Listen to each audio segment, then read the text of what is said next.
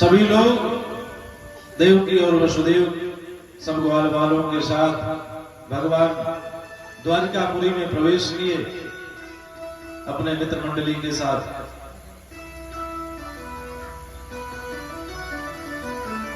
और जब द्वारिकापुरी में गए तो भगवान से वसुदेव जी ने कहा कि लाला, हमारे कुल गुरु हैं संदीपनी जी, और एक काम करो, तुम दोनों भाई महर्षि संदीपनी के पास चले जाओ विद्या अध्ययन के लिए। तो कृष्ण और बलराम को वेद अध्ययन के लिए ऋषि संदीपनी के आश्रम भेजा जाने लगा। भगवान के रथ का जो सारथी था उसका नाम था दारुक। दारुक रथ को लेकर के चला है और रथ जंगल के मार्ग से महर्षि संदीपनी के आश्रम में जाने लगा। हे गोपाल,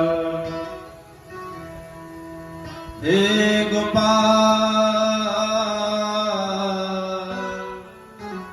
हे गोपाल, हे गोविंद। रथ जो है चला है जंगल के मार्ग से, और उसी में जब जंगल में रथ जाने लगा तो कुछ ही दूर अभी अंदर गया था तो देखा किसी के रोने की आवाज आ रही थी। तो सारथी ने रथ को रोक दिया, और जैसे रथ रुका भगवान ने कहा कि सारथी देखो कोई रो रहा है। तो दारुक बोला कि ठीक है प्रभु, जाकर के देख के आता हूं। सारथी जब गया देखने के लिए तो जाकर के देखता है कि एक ब्राह्मण है, उसके एक पांव में कांटे लगे पड़े हैं। तो सारथी देख करके वापस लौट के चला आया, आकर के भगवान से कहता है कि हे प्रभु, एक ब्राह्मण है, उसके पांव में कांटे चुभे हैं, इसलिए वो ब्राह्मण रो रहा है। तो भगवान ने कहा कि जब तुमने देख ही लिया कि ब्राह्मण के पांव में कांटे लगे हैं तो तुम निकाल के वापस आते ना, ऐसे ही क्यों चले आए? तो सारथी बोला कि हे नाथ,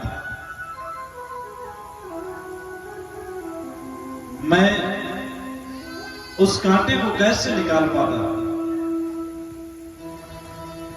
जीवन में जो कांटे लगते हैं, जीवन में जो कांटे लगे हुए हैं ना, उसको निकालने का काम तो सिर्फ आप ही कर सकते हैं।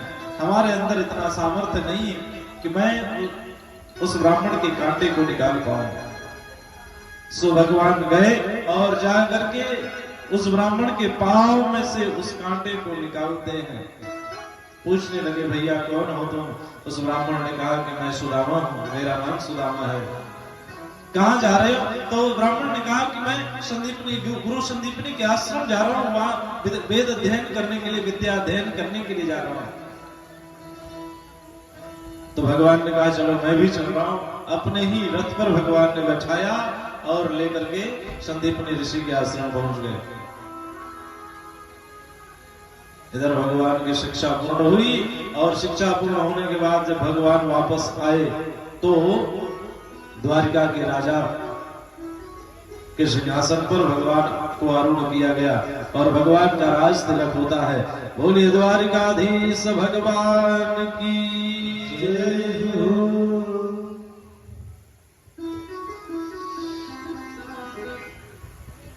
हे गोपाल, हे गोपाल, हे गोपाल,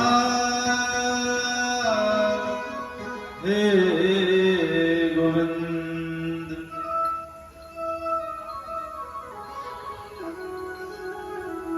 इधर भगवान द्वारिका के राजा जब बनकर के सिंहासन पर आरूढ़ हो गए तो वर्षों तक खूब आनंद और मंगल होता रहा। एक दिन भगवान सुबह से दोपहर हो गई, दोपहर से शाम होने को आई है, अपने शयन कक्ष से बाहर ही नहीं निकले।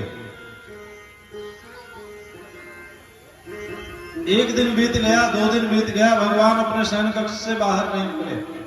सबको चिंता सताने लगी कि आखिर क्या हुआ, क्यों नहीं बाहर आ रहे हैं, कहीं बीमार तो नहीं हो गए, कोई परेशानी तो नहीं होगी। सब लोग चिंता में व्याकुल होकर के आपस में ही विचार कर रहे हैं कि आखिर भगवान दर्शन क्यों नहीं दे रहे हैं। तो अक्रूर जी अंदर भगवान के शयन कक्ष में प्रवेश किए हैं और जाकर देखते हैं तो भगवान बड़े ही उदास बैठे हुए थे। अक्रूर जी ने पूछा कि हे महाराज क्या हुआ, क्यों आप उदास हैं? तो कन्हैया ने कहा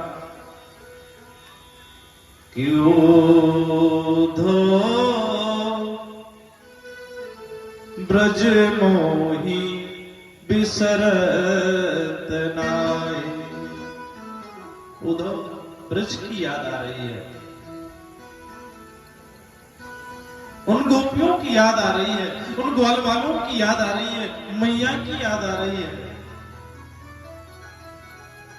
ओधो ब्रज मोही बिसरत नाहि। उद्धव ने कहा कि हे गोविंद, आप जितना उनको याद कर रहे हैं ना, शायद हमें नहीं लगता कि वो गोपियां भी आपको याद करती होंगी। मुझे नहीं लगता कि वो ग्वाल वाल आपके बगैर रो रहे होंगे। भगवान ने कहा कि हे उद्धव, न जाने क्यों ऐसा महसूस हो रहा है कि वो गोपियां आज भी बैठ करके मेरा इंतजार कर रही हैं। वो गोपियां आज भी कृष्ण के प्रेम पे रो रही हैं। हे उद्धव, एक बार जाओ ना, देख के आओ वहां का क्या समाचार है।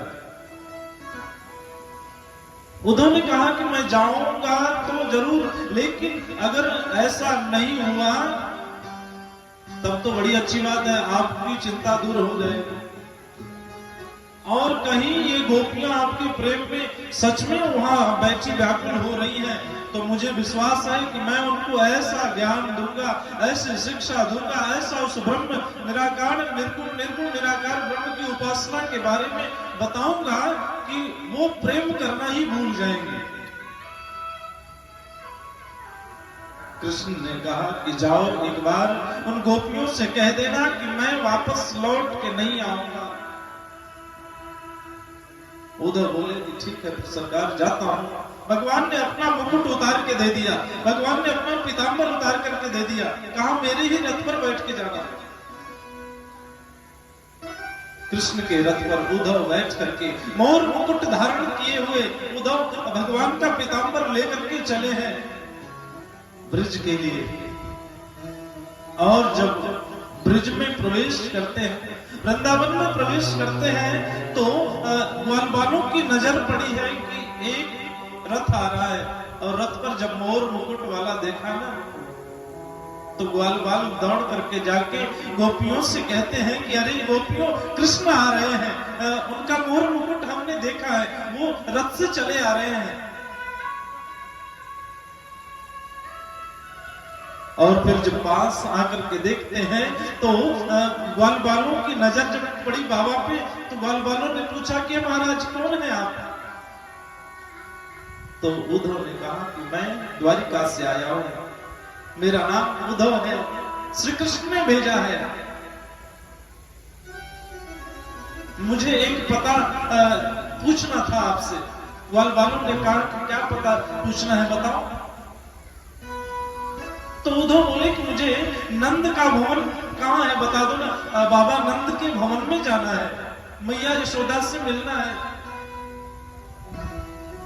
ग्वाल वालों ने कहा कि हे उद्धव, हे महाराज, यदि आपको नंद के भवन में जाना है ना, बाबा के पास जाना है, तो एक काम करो, ये जो नदी बह रही है ना, इस नदी के किनारे किनारे चले जाओ, और जहां पर ये नदी समाप्त हो जाए वही देखना, तो सामने नंद का महल होगा, बाबा नंद का भवन वही सामने पड़ा मिलेगा आपको।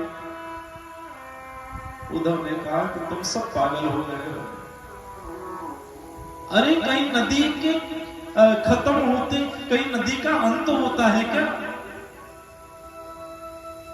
तो ग्वाल वालों ने कहा कि हे उद्धव, जिस जल की धारा को आप नदी समझ रहे हैं ना, ये जल की धारा नहीं। जब से कृष्ण हम सबको छोड़ करके गए हैं, तब से ये गोपियां उसी नंद के भवन में बैठ करके रो रही हैं, और उन गोपियों के रोने से आज ये आंसुओं की धारा एक नदी बन करके बह रही है। उद्धव उस जल की धारा के किनारे किनारे रथ को लेकर के पहुंच गए। जाकर के देखते हैं तो आगे चल के वो नदी समाप्त हो गई, वो जल की धारा समाप्त हो जाती है।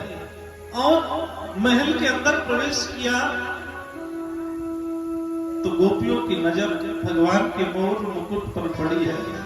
भगवान का पीतांबर जब उड़ने लगा तो गोपियों से स्पर्श होता है। गोपियों को जब भगवान के पीतांबर की सुगंध मिली तो गोपियों में जैसे प्राण आ गए हों। झट से अपना सिर उठा करके देखती हैं, और जब उद्धव को देखा तो पूछने लगी कि बाबा कौन हो तुम, और मेरे भगवान का वस्त्र आपने कैसे पाया? तो उद्धव ने कहा कि मुझे कृष्ण ने भेजा है, मैं द्वारिका से आ रहा हूं, मुझे कृष्ण ने भेजा है, मैं संदेशा लेकर के आया हूं। गोपियां बोले कि तुम उनको लेकर के नहीं आए? अरे जब आना ही था तो साथ में लेकर के आते उनको। उद्धव ने कहा कि हे गोपियों, अब वो आने वाले नहीं है, वो नहीं आएंगे, तुम लोग व्यर्थ उनके लिए अपनी आंसू बहा रही हो।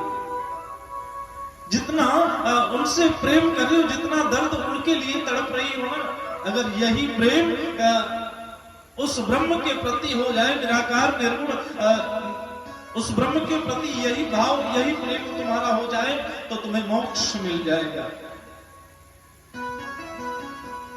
अपने मन को उस भगवान के चरणों में लगाओ, उस निर्गुण निराकार ब्रह्म की उपासना में लगाओ, तुम्हें मोक्ष की प्राप्ति होगी। गोपियां कहती हैं कि हे बाबा, उद्धव मन न भयो 10-20, एक हूँ तो सो गयो श्याम संग, अब को राधे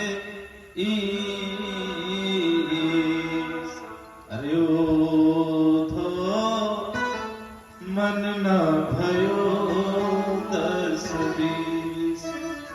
उद्धव ने कहा कि अरे इसमें मन की क्या बात है, जैसे उस कृष्ण से प्रेम करती हो, छोड़ो इस प्रेम को, चलो हम तुम्हें ब्रह्म की साधना करना सिखाते हैं, उस ब्रह्म का दर्शन करवाते हैं। गोपियां उद्धव से कहती हैं कि हे उद्धव, अरे बावरिए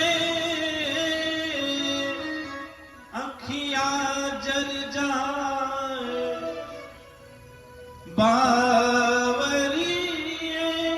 अखिया जर जाए, जो साव